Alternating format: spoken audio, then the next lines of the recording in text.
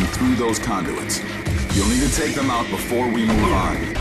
The Conduit is the first truly hyped Wii first-person shooter, excluding launch and first-party titles, promising to deliver an epic single-player story combined with a deep multiplayer experience.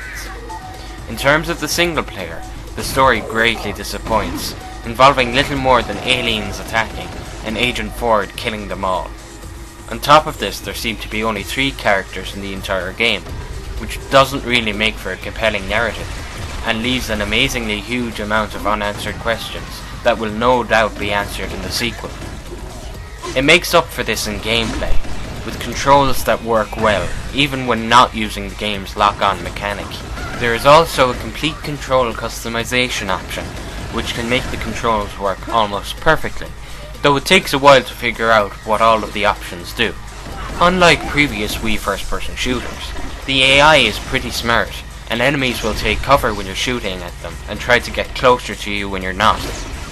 Huge battles compensate for the lack of any boss fight whatsoever. Simple puzzles using the all-seeing eye break up these intense firefights.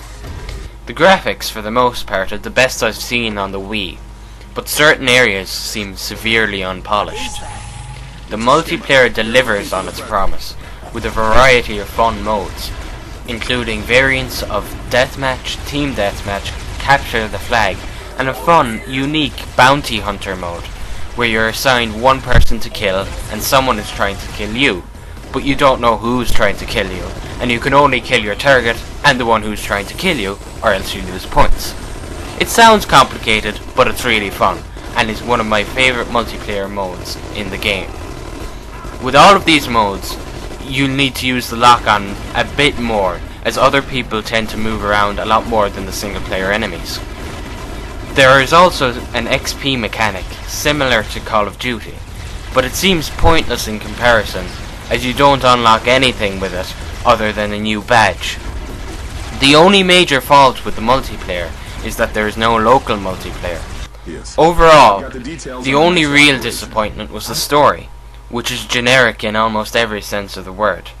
But other than that, it is a solid game and deserves an 8 out of 10.